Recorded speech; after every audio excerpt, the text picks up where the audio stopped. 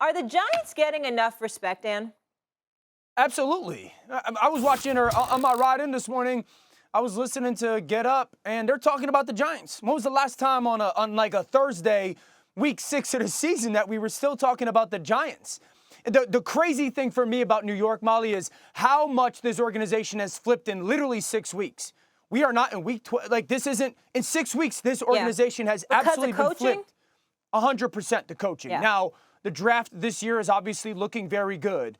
But if we went back to the first week of September, the questions about the Giants would be like, hey, did we hire the right coach? In 6 weeks, that's a unanimous check, absolutely. Oh, man, are we done with Daniel Jones? The answer would be unequivocally yes. There's no shot Daniel Jones is the Giants' future. And now everyone's starting to ask this question of like, well, maybe Daniel Jones will be back next year. Maybe we can franchise tag him. I do the Michael K radio show on Wednesday afternoons every week. You think he's going to come back? Is Saquon Barkley a bust? 6 weeks ago, that answer was absolutely yes. Now we're looking at Saquon Barkley going, whoa, this dude can play. Maybe he doesn't stink. In 6 weeks, they flipped it. Now, a little bit of the pause for the Giants is through the lens of expectations. The expectations for them this year were not high. They really had one goal, clear salary cap space. But the reality is this. People still want to see Daniel Jones be a reason they win the football game. I said this 2 weeks ago. He comes third right now in the organization. Defense, Saquon, quarterback. Okay, Daniel Jones through the first 5 games this year has 848 yards passing. Yep. The only person that is better than at quarterback that is a full-time starter is Justin Fields, who has one of the worst quarterback situations in the NFL over the last 10 years. He's got 848 yards. Daniel Jones has 3 touchdown passes this year. The only quarterback that is better than, who is a full-time starter, is Justin Fields. So while we love Brian Daboll and love Saquon and love this defense, the hesitation, rightfully so, is the fact that Daniel, while he's not losing games and turning the ball over at a crazy rate, still hasn't had that moment of like, oh, our defense gave up 28 and Saquon ran for 50 yards and we won because the quarterback threw for 280. That hasn't happened yet. This is one of the best stories in all of football. The Giants, we are talking about them. The questions about them are, can they be a legitimate playoff contender? But we can't oversell the reality of their football team and specifics to their quarterback.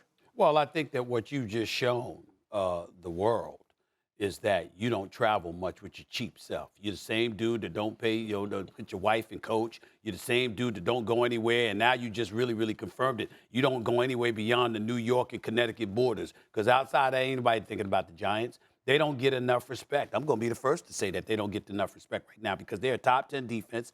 There's no room on the bandwagon for you. You literally just said.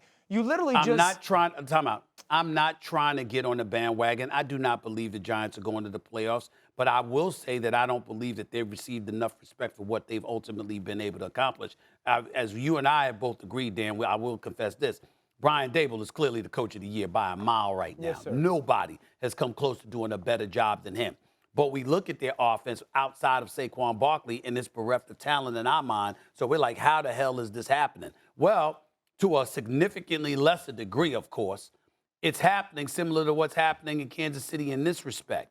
Without Tyreek Hill, you're spreading the ball around. I'm looking at guys, I don't even know these guys half the time. Richie James, Kadarius Toney, I've heard about him before. Daniel Bellinger, David Sills. Of course, Darius Slayton had some receptions last week, and we know he can play. I'm just saying you don't think about any of these names.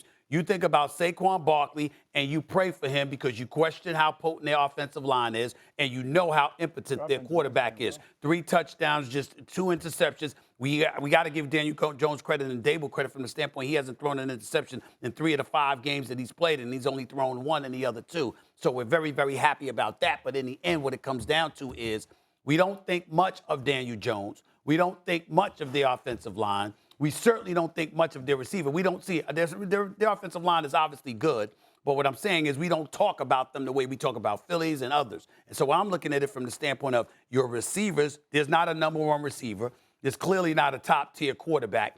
And the absence of those 2 things, but you're still 4-1, tells us coaching is exceptional, tells us you got guys who can play that we're not recognizing nearly as much as we should, and it tells us that you got a defense, although very suspect against the run, They rank like 26th against the run. Right. In every other category, they're doing some things. I think in that regard, when you take that into consideration and the fact that they're in the NFC East, which is notorious for beating up on each other and doling out mediocrity with 9 and 8 records to win the division, or 8 and 8 records in the past to win a division and stuff like that. I think you look at them right now, and you can make an argument that the Giants are not receiving the respect that they deserve for what they've achieved thus far. Thanks for watching ESPN on YouTube. For live streaming sports and premium content, subscribe to ESPN+.